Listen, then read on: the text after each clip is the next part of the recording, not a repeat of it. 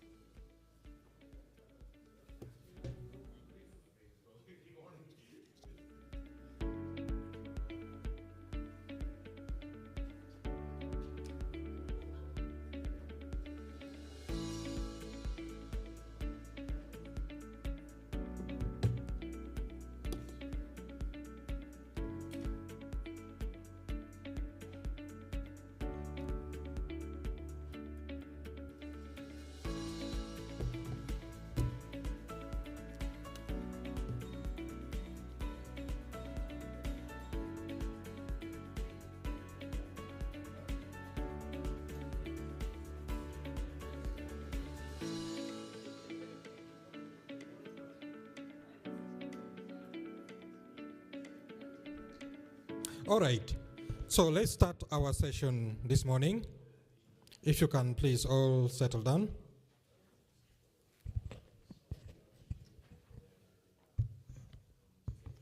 So my name is Michael Anyala. I'm Senior Transport Specialist at ADB from the resident mission in China. I'm based in Beijing.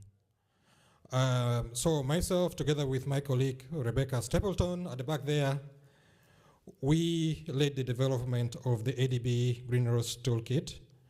But this was really a collaboration across ADB as well as with our partners. Some of them are here who helped to develop this with us. So this was launched in 2024, exactly 2 years ago. In this event in 2024. Since then, the toolkit has been applied on many projects. It has also become the first ADB digital product to be designated as a UN digital public goods. So, and then we are increasingly seeing interest in its use. So what we want to really try and achieve from this session is, first of all, share with you how the toolkit can be used so that you continue to use it. But also discuss and get your feedback on the toolkit and anything that can be improved. We are in the process of launching a call for digitalizing the tool. You'll see that it's currently Excel. Yeah? So your feedback in that respect will be important. Now, let's start because we have a very packed session this morning. I will ask if the colleagues can put up the first slide deck on the introduction of the tool. So the objective of this session is to learn a bit more about the toolkit. So what we'll do is, it has two parts. So the first part will have a series of presentations on the practical applications of the toolkit on projects. And then after that, we will go into a breakout sessions on your tables to carry out some practical exercises. So all this will be explained to you, and then at the end we report back. So to start with, let me provide you with a brief introduction of what the toolkit is. I don't think it needs any more introduction. I'm sure everybody has used it. But maybe to start with, if you have used the toolkit or just seen it or heard about it, can you put up your hands? So maybe 70%, so that's already very good. Okay, next slide, please. Oh, I can do that myself. Yeah, so the Green Roads Toolkit essentially is intended to be applied across the whole infrastructure lifecycle, yeah? So you can use it for planning, design, construction, maintenance, as well as overall asset management. I don't want to go into too much detail, but you already know that it has lots of practices within it. Our intention is to keep this as a live tool. So we keep on updating this as we go along. And then there'll be also other mini tools like the maturity assessments and others that will be embedded within this platform as well as we go along.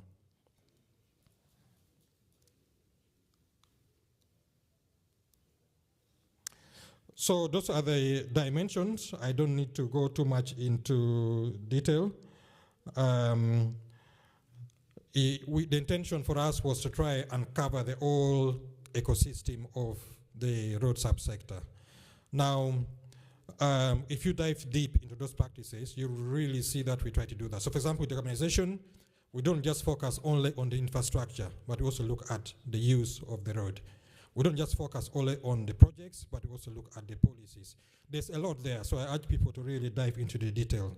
And then there are other areas that needs to be improved, like around road safety and others are not embedded here yet, but that will come, yeah? The idea is we want a tool that will cover everything almost within the road sector, but in a meaningful, easy way that people can use. That's how it looks. Most of you already know how it looks, and in your tables later, you'll also go through it.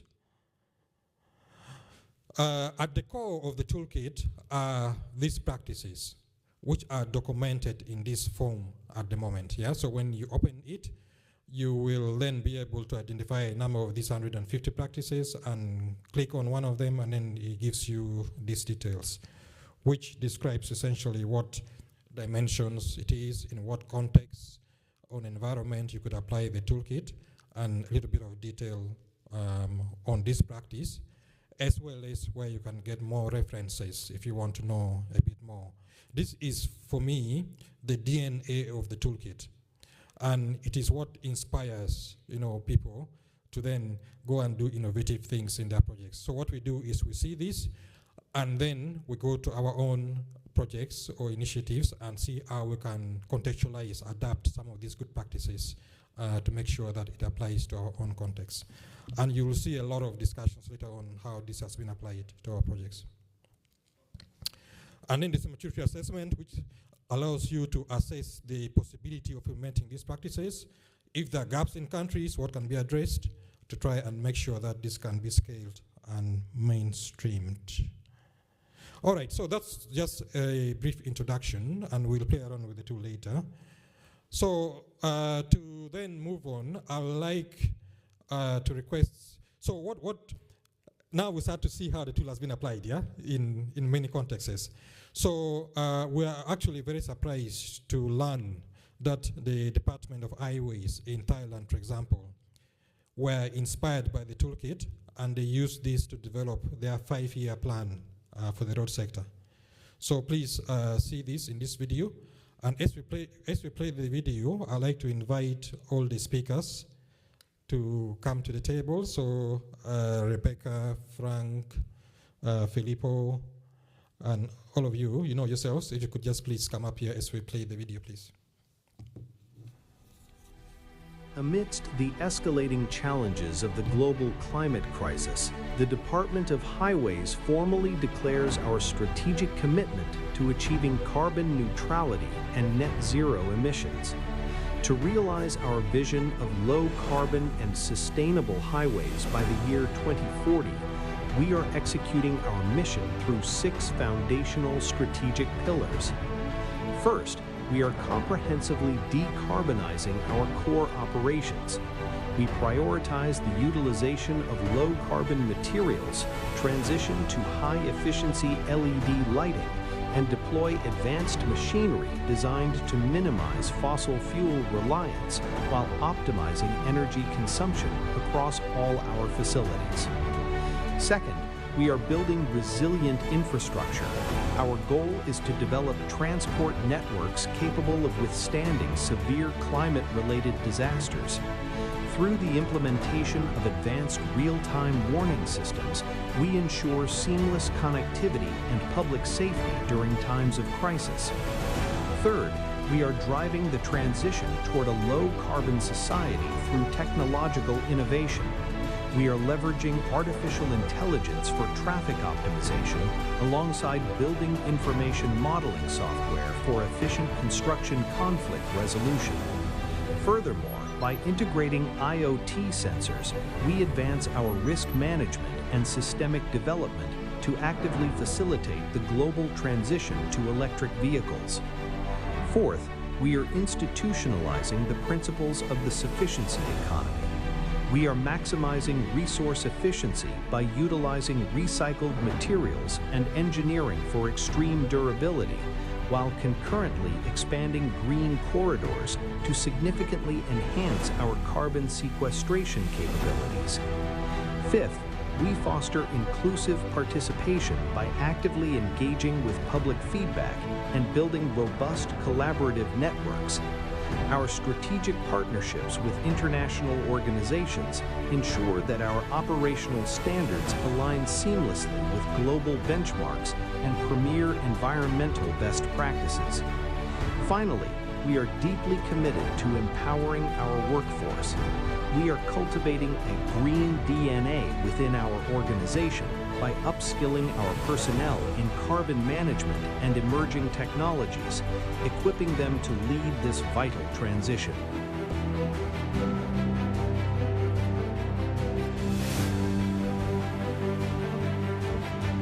The Department of Highways resolutely reaffirms our dedication to sustainable development. We are steadfast in our mission to deliver a resilient, carbon-neutral future for the Thai people and the broader global community.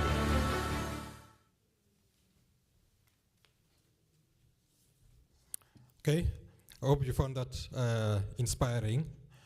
We'd like to see a lot more of these initiatives happening in our, member countries and also around the world. We are working with a number of countries on very similar things. So you will hear about Maharashtra in India, a project that we're doing. It also includes a component to develop a similar long-term strategy for Maharashtra to transform them in this way. Okay, so to move things forward, let me welcome our first speaker, Frank van Steenbergen. I have not pronounced your name well, but Frank is fine. Yeah, okay. So, Frank, if you could please come, and then Frank will basically present our project in Tajikistan. Yeah. Thank you. Thanks. I'm honored to present the work we did in Tajikistan, which is ongoing. In 2024, the Dangara-Gulistan road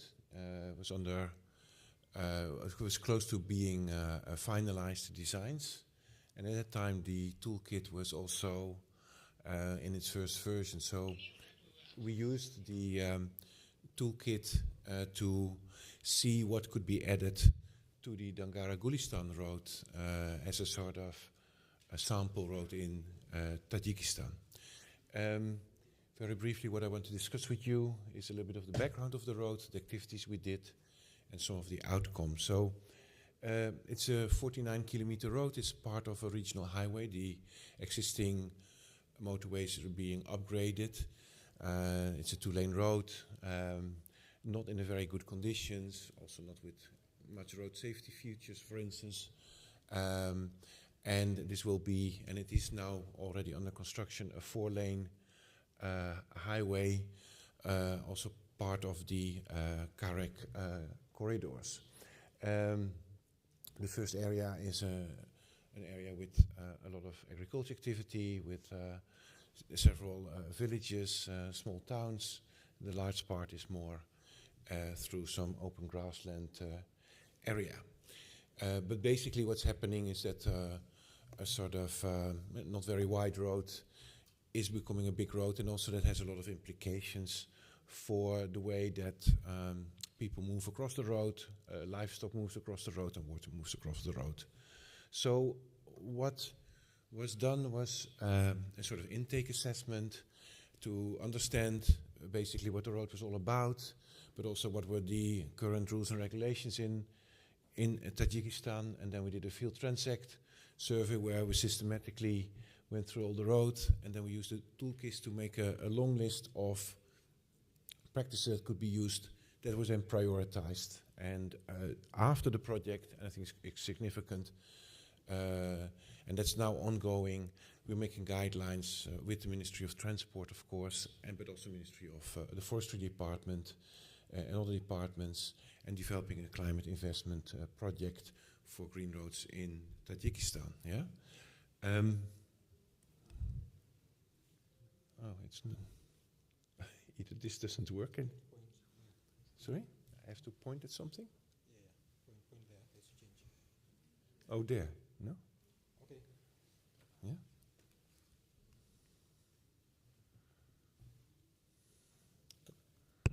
Can you change it from there? Just move the slide forward. It's not working here. Yeah. Oh, that's a little bit fast. Yeah. So basically, a number of practices were identified. There was problems with the road drainage. It was eroding the hillsides. There was a lot of instability of the slopes, even though it's not a very mountainous area. There were old petrol stations that were built in the Soviet time, were no longer in use, with a lot of pollution dangers. There's a lot of livestock movement along the road, but with a wide road it can't happen. Also, the area is an area with a lot of unemployment and people migrating to Russia to work. So creating labor opportunities with the roads is very important. So what we did, we identified a lot of opportunities in the different parts of the toolkit, on the different themes, the 9 that Michael showed. So on decarbonization, there was already a plan for EV charging stations, but also we suggested to reuse the old road pavement and apply LED lighting. On climate resilience, there was a lot of opportunities to do systematic roadside tree planting and to stabilize the hilly parts with bioengineering. On water management, there were several sections where the road is often flooded, and also the road drainage was problematic. So there were some modifications to the drainage network. Then for biodiversity, although it's not really the sort of natural biodiversity, there was a proposal to widen some of the culverts so there would be enough space to traffic, and also to use local labor as much as possible in the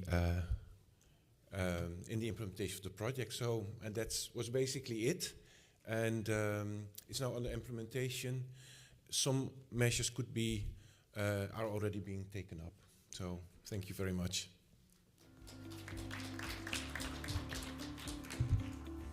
Thank you, Frank. So let me just also mention that there will be Q&A after everybody has presented, so please keep your questions. You can use the Events app to also ask questions. Because we are pressed for time, we will go to the next speaker, and then I'll ask Beck to come and share with us on Maharashtra.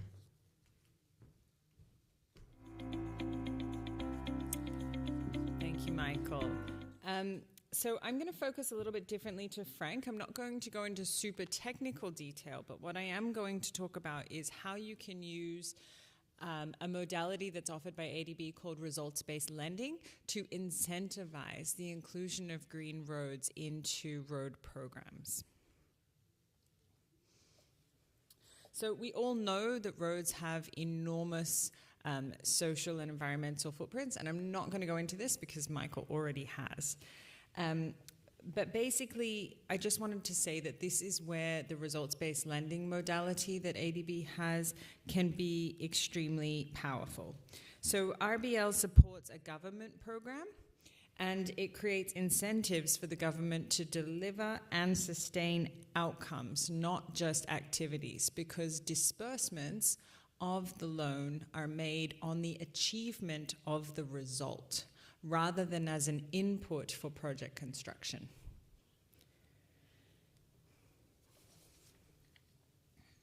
So at its core, we establish disbursement-linked indicators that can cover anything from actions to outputs to outcomes. And what really matters is that they're clearly defined, and And that includes defining what the result is that we're looking for, so what success looks like, as well as how it will be measured and who will verify that result. Designing an RBL starts from a government program. From there, we define the program boundary that will be supported, whether that be on a time slice, a subsector slice, geography, or a results area. And then we establish those disbursement-linked indicators and assess the technical and system soundness of that program. So, for Maharashtra, the RBL was utilized to support the focus on delivering climate resilient, low carbon, safe, and inclusive roads in Maharashtra.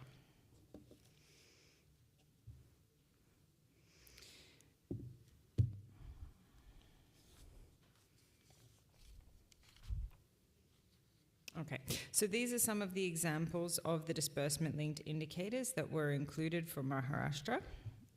And just to give a little bit of context, it covered 34 districts, focusing on upgrading 350 kilometers of state highways and major district roads.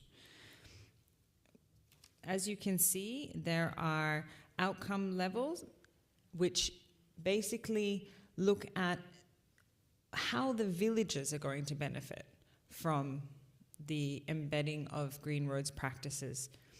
Then the output level focuses on the actual kilometers of road that are going to be built, incorporating those factors. And also at the output level, you'll see things like the Sustainable Material Construction Guidelines, the Nature-Based Solutions Guidelines. So that's where we can embed sustainable practices into the roads authorities through those output disbursement indicators.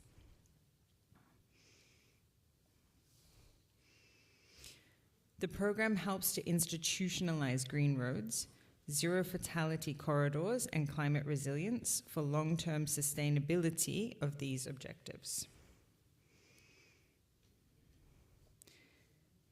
And I suppose the main takeaway that I'd like you to have for the Maharashtra case study is that RBL and programmatic approaches are powerful tools to embed and mainstream sustainable road practices. So the Green Road Toolkit that you can see in front of you, we don't need to just use it to identify exactly which practices we're going to embed into a project design. We can also use it to identify outcomes that we would like to achieve and embed those across a large programmatic approach. Thank you.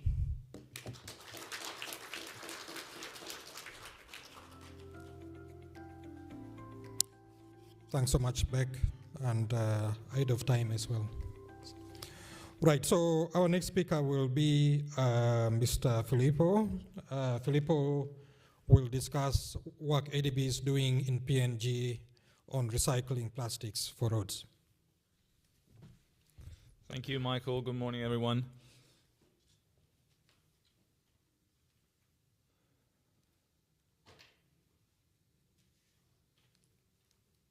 I don't think my presentation is up yet.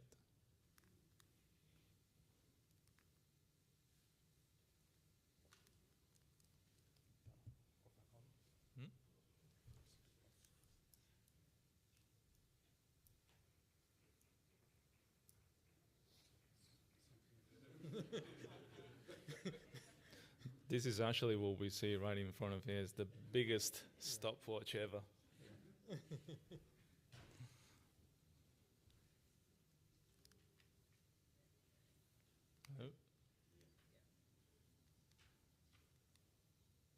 Okay, first of all, is there anyone here from Papua New Guinea? I can definitely recognize former Secretary Mumu. He was actually one of the facilitators for this project. Today I'm going to be talking to you about what we did there, particularly in Port Moresby, over the past 2-3 years now.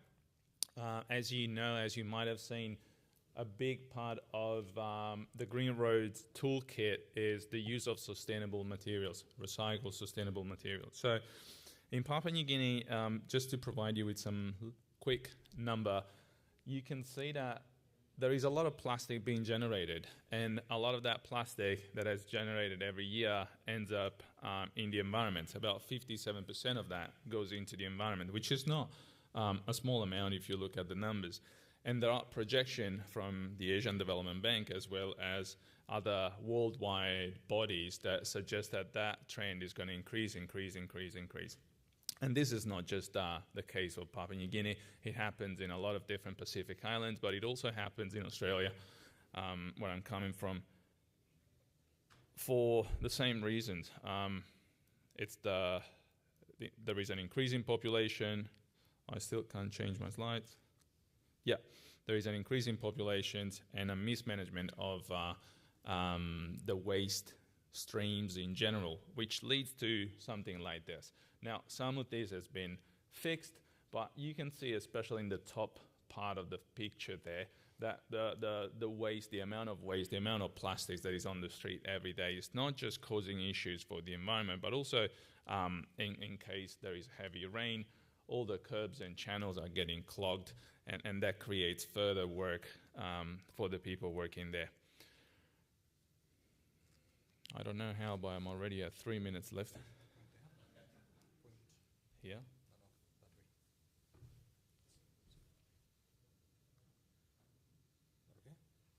Yeah. But it doesn't move anyway. Let's go in the back of the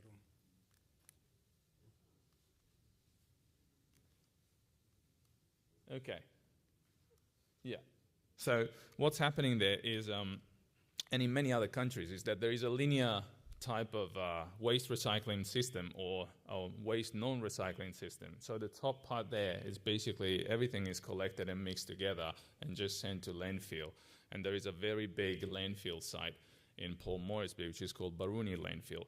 And this is projected to end up being full relatively quickly, probably by the end of this year already. So what they need to do is they start burning waste. Other countries, they started to implement a more circular system of waste recycling, whereas you separate from the beginning different streams. Different trucks are collecting it. They are taking it to materials recovery facilities, which are further separated, where the waste is further separated, and then each and every stream goes into a different recycling facility. This produces different products, pellets, glass waste, and plastic waste, and paper and cardboard waste, and they all are reused to make new products. Now, one big issue with plastic waste, as you can see on that side there, is that although the mass can be small, the volume that it occupies in a landfill site is quite massive because it's very lightweight. So when you dispose of plastic waste in landfills, you are occupying large volumes very quickly. And that's a big problem, especially if you don't have many landfill sites. So at the same time, Papua New Guinea is now experiencing once-in-a-lifetime opportunity because they've got together, they put together this program which is called Connect PNG, where in the next 20 years they are planning to more than double their road network. Some of the main cities in Papua New Guinea are still not connected. You need to fly from one place to another. So over the next 20 years, there will be quite a significant infrastructure development there. So the opportunity is to use more recycled materials to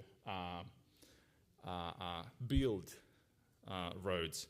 That's because when you're building roads, obviously the volume of raw material used is quite significant. And at the same time, you've got a lot of waste that is getting into the environment already. So if you can capture part of that and recycle in a way that makes sense, then the Green Road Toolkit is something that might become handy with the recycle materials options. Now, before we move forward into the presentation, I just want to say something that a lot of people take for granted. Like, a lot of people think that we are on the left-hand side of this slide. Like, everything that is waste is just shoveled back into the road system, which is not really what happens in reality. What happens in reality is that that waste needs to be sorted, processed, engineered before you can reuse it. So there is a big difference between an unscreened, unfiltered type of waste here, just shovel it into the asphalt roads, compared to what recycled plastic actually looks like on the other side of the screen. And every time you're dealing with this type of waste, you need to go through different processes. Obviously, the first one is segregation. You need to collect and separate from the beginning. Then after that, there is processing that needs to be done. Eliminate all the contaminants, whether it's timber, bricks, glass, metals, and other stuff. And there are machines that are capable of doing it, or if you don't have machines, there is manual workforce that can do it for you. But the most important part is the segregation at step number 1. Then after that, once the material has been processed and it's kind of granulated, pelletized in a way that makes sense, this can be used by the industry to build roads. But if 1 and 2 are missing, 3 and 4 will become a disaster. This is what we have been able to put together in Port Moresby, thanks to the National Capital District Commission, which is the municipality looking after that city. So all the waste, and this is in the landfill side in Baruni, all the waste is being manually sorted. So they are collecting different types of plastics. You can see there, they're weighting the plastic at the end of every day, separating all the different sources, taking notes of how much of each plastic stream they have collected. Not all the plastic can work to build roads, obviously. There are certain types of plastics that we ask them to select, collect, screen for then being reused.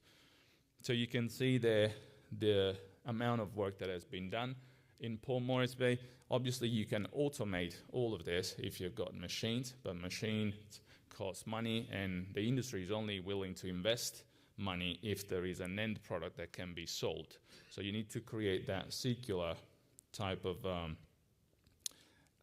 scenario, otherwise the chainage will be broken at some point.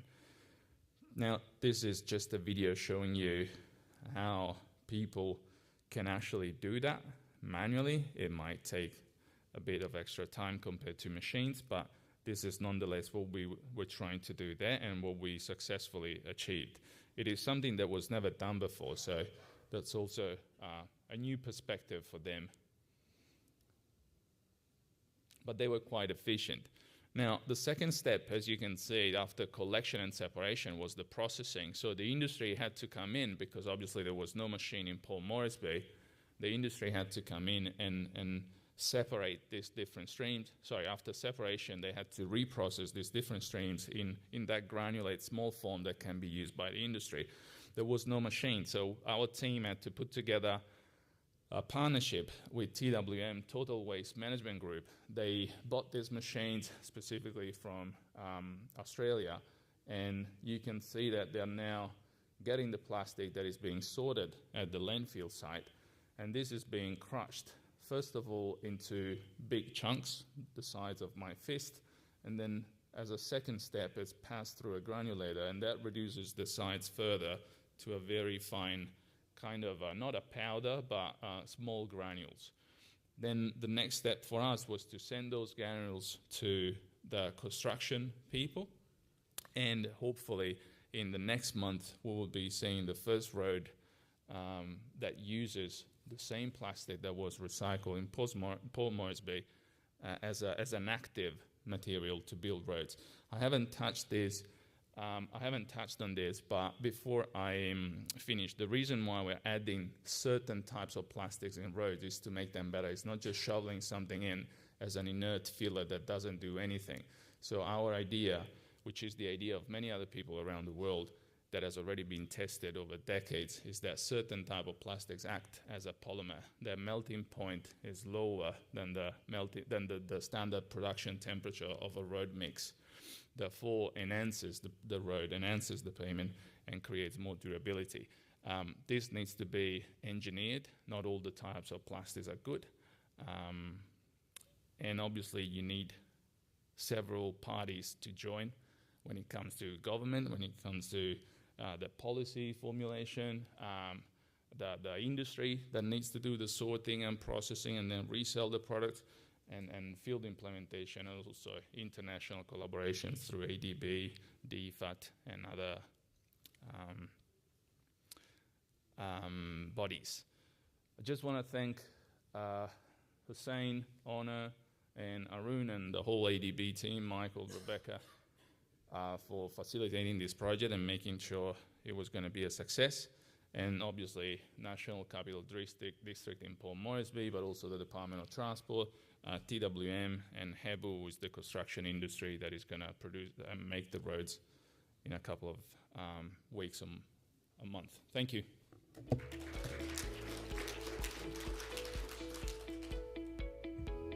Thank you, Filippo. And we are now actually having discussions also with other countries who may want to replicate this particular initiative as well. All right, so we have heard from our experts. Thank you so much. We also like to hear now from our one government counterpart who is here, because governments own all these assets. Without them, we will not make the kind of transformation we would like to see. So I'd like to then invite Mr. Chudaraj Dakal, who's the project director for a project we're working on in Nepal, to come and share with you how we are greening roads in Nepal on the basis of this project.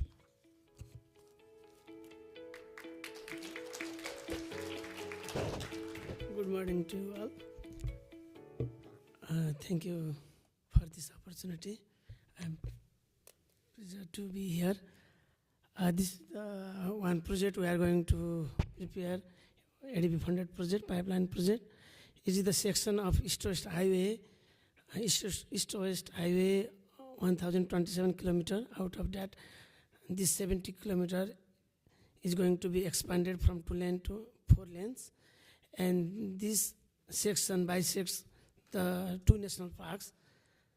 This East-West Highway divides the national parks and the wildlife conservation areas, biodiversity sensitive areas, which are very vital for the endangered animals, rhinos, Bengal tiger, and elephant, and many more.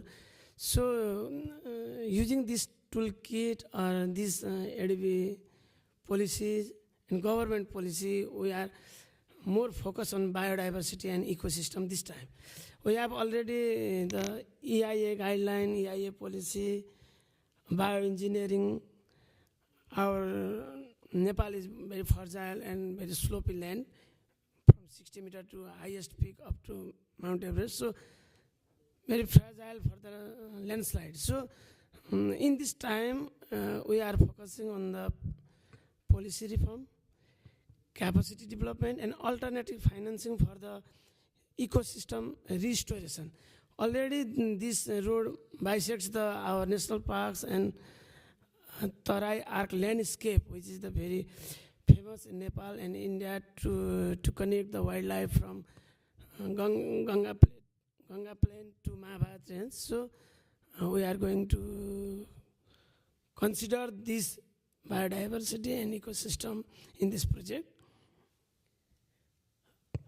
This 100 kilometer from Pathlaya, Etaunda, and Naranghat section, it bisects 2 national parks, Parsa and Chittagong.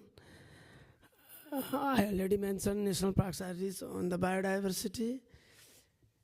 And for this, ADB is financing 278 million concession loan and 20 million grant, and GA financing grant to enhance the biodiversity activities, which helps to enhance the society, depends upon the this ecosystem, mainly ethnic community and tourism, to enhance the tourism in this sector. So our government realized that this project is much effective to preserve our ecosystem, our biodiversity, and Nepal can benefit from the tourism later on. So our policy, our program, national policy, national program, and government prioritization is in line with the SDGs and Paris Agreement.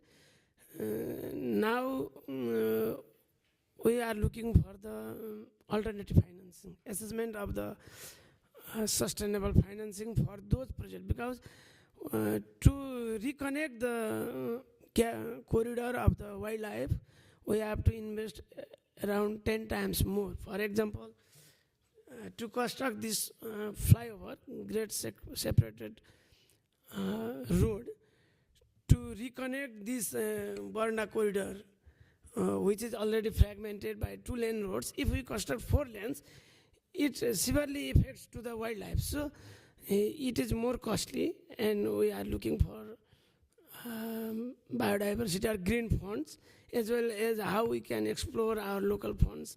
This project, this grid fund, is the part of GRID IP program, and it helps to enable to policy reforms to update our guidelines. We have already guideline to construct the infrastructure, wildlife-friendly infrastructure in Nepal. Yeah, we are using that also. On the experience we have, we want to modify, we want to update it, and strengthen the capacity of experts as well as the institution to be more collaborative, to be more enhanced, to develop the capacity of the institution as well as the persons. So this is one exemplary project, pilot project, and it adds. It is the additional support to the community, to the wildlife, and to enhance the our ecosystem. Already there is the gap in the project, but to enhance more, to make more effective implementation, we are doing this in the support of ADB. It includes biodiversity conservation measures, promotes greening transportation at the upstream levels, as well as field level also, and focus to the capacity development, and identify ways to mobilize the financial resources for next remaining 4 national parks to make such type of infrastructure. To complete this 1,027 kilometer highway, remaining 4 sections we have national parks, and it is helpful, it is best guidelines, best experience to explore those funds. Thank you for this time.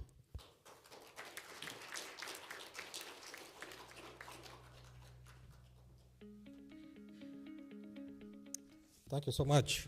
I hope that you found all this interesting. Right, so we're running a bit late, but I think we can take maybe 1 or 2 questions, and I'd like to prioritize questions from the audience if anybody has a question. I think there are also mics, so you can speak it up. But if somebody can bring for me the iPad as well, in case people are asking questions from the app as well. Any question from anyone? Okay. All right. Okay. So Hello. there and then here.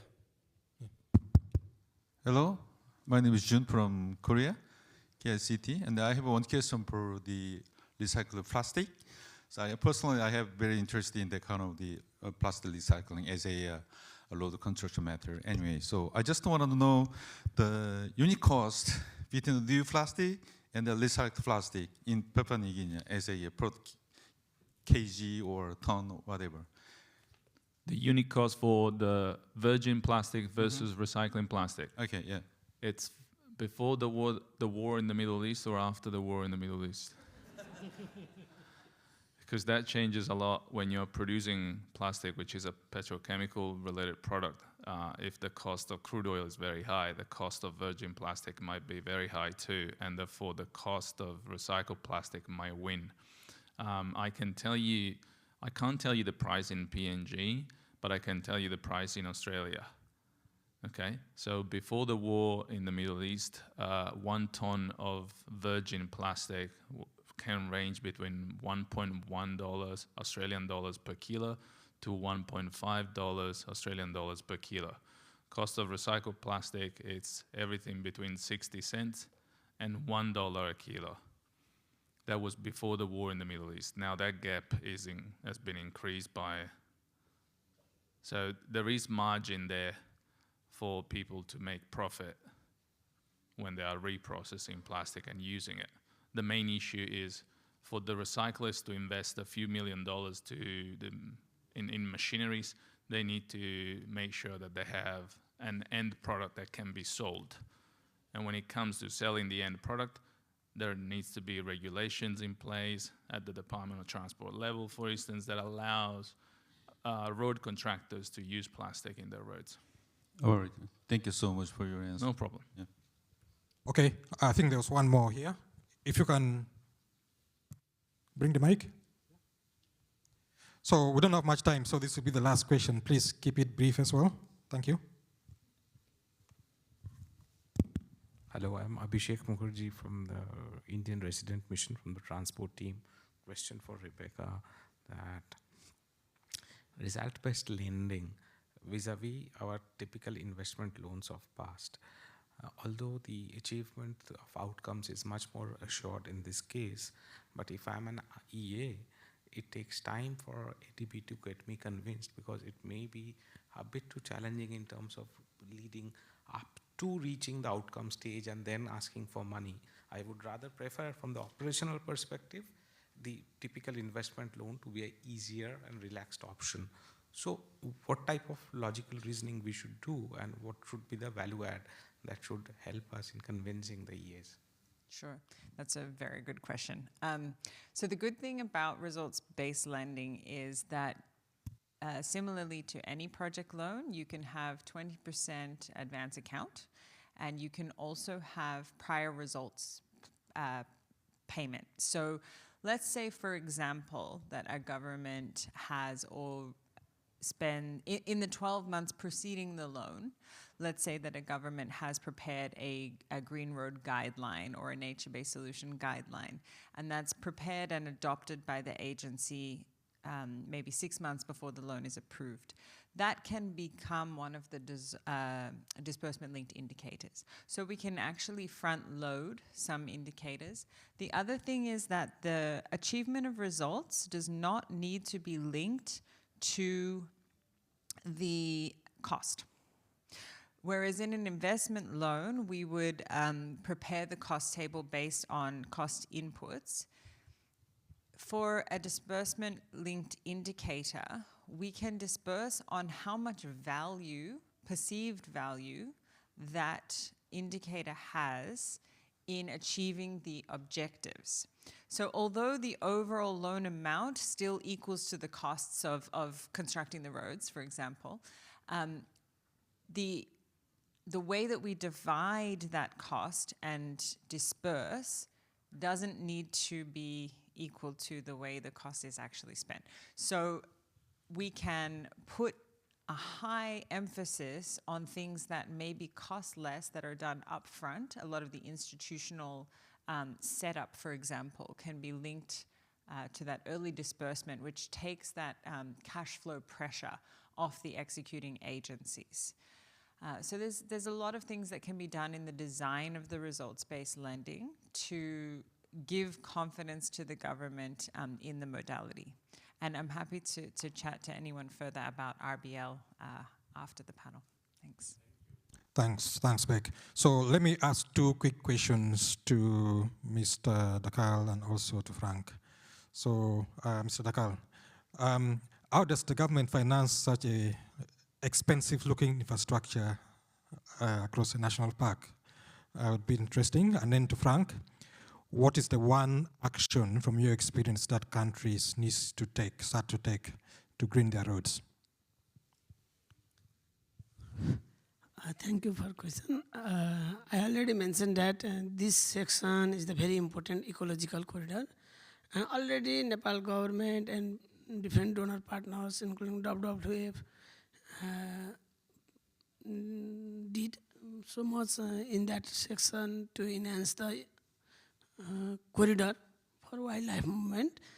So to preserve this important resource, to enhance the ecosystem, to restoration the ecosystem, it is vital to Nepal's economic development later on, because it lies in the center of Nepal and the national park. Chitwan National Park is very rich, maybe the richest in the world for the tiger and one rhino.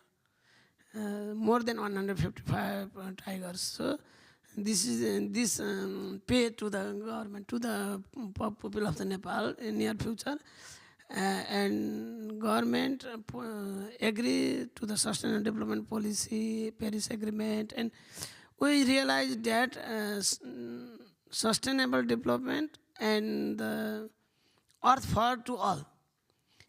as per our fundamental thinking society, we have resource limitation, but this time ADB motivated us to do, and not only ADB, all stakeholders working in the environment sector, and this concession loan and as well as the grant financing also help to take that decision. And later on, we try to find our alternative solution. For example, if we construct embankment in the approach of the flyover, we can take the resource, maybe the soil from the national park, to construct the pond for the wildlife.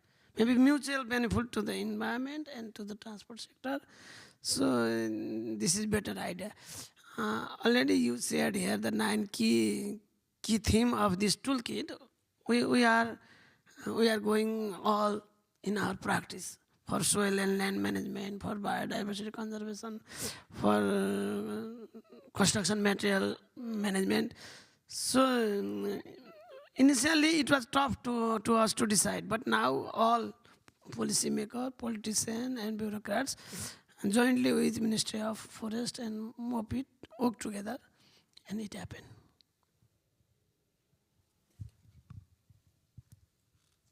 Thank you, Frank. Yeah, thanks, Michael. It reminds me of a question which was asked in the very opening of this. You've been working this field for I don't know how many years. Yeah.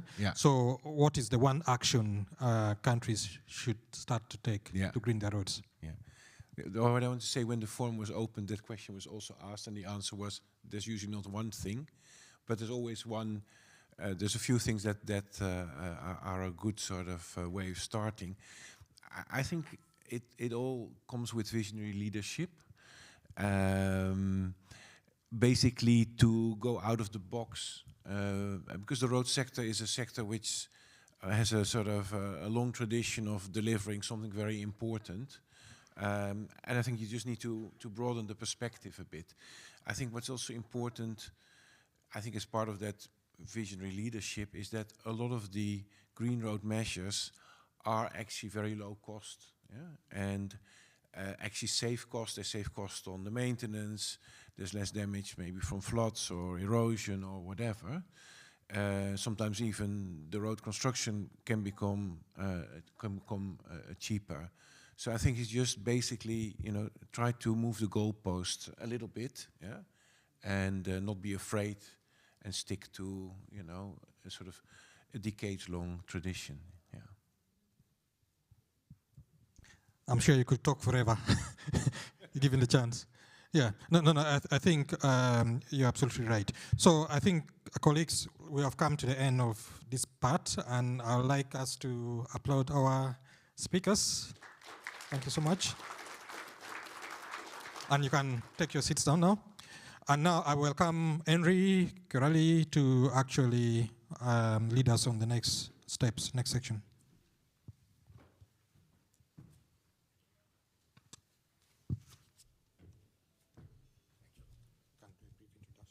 Oh, okay. Thank you. Good morning, all. Thank you, Michael. And thanks, everyone, for participating in this session. I'm Henry Kerali. It says Tego Digital Solutions, but that's a very small company that we operate somewhere in Europe. My background primarily was a professor at the University of Birmingham before joining the World Bank for 20 years and retired about 2 years ago. And I'm told when you retire, you start to look younger. I hope that's true. Anyway, we're going to go into a session of group exercises. There'll be 6 groups. There are 6 tables, and each table has the Green Roads Toolkit. There will be facilitators at each table. What we propose is that the first row here will do what we're calling case study 1, which is on Tajikistan. So first row of tables here will be on Tajikistan. The second row will be on Maharashtra. I know there will be some movement of facilitators in particular. And then the third row will be on Papua New Guinea, the recycling of plastic. So please move around. This should help you to also exercise and rejuvenate, get the blood flowing. Now, the case studies, each case study will have some handouts. Before I go into that, case study 1 will be facilitated by David and Monirat. If you could raise your hands. Yes, David and Monirat and myself. And then case study 2 on India, Maharashtra, will be facilitated by Rebecca, Frank, and Yoko. Is Yoko here? Yes. Yes, she's here. And then case study 3 on Papua New Guinea will be facilitated by Michael and Ritu. Now, with case study 3, there are actually 2 separate groups. There's group 1 will be by Michael and Ritu, and I take it they will be on the table to my right. And then the group 2 of case study 3 will be facilitated by Filippo. And yes, so I think you already know who Filippo is. Now, each of the case studies has handouts which will be delivered to your tables. I can see that case study 2, Maharashtra, one of the tables is empty. Okay. Okay. So we can have just one table on Maharashtra. Okay. So one table on Maharashtra with Frank over there.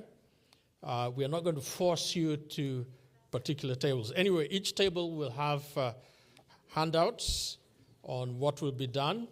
And we're going to start, we'll start on each table by going through the handouts, and then the facilitator will lead you through the discussions of what is expected from that session. Now, we are expecting that this breakout case study will be 25 to 30 minutes and will be followed by 10 minutes of plenary feedback. So within each group, working with the facilitator, please designate one rapporteur. So one person from that group who is going to help summarize. You'll see that there are flip charts.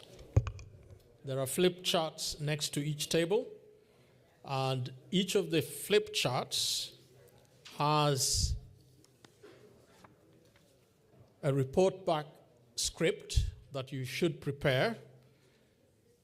The objective is to select Green Road practices, use the Green Roads Toolkit to select practices that are practical or, if you wish, applicable for the case study.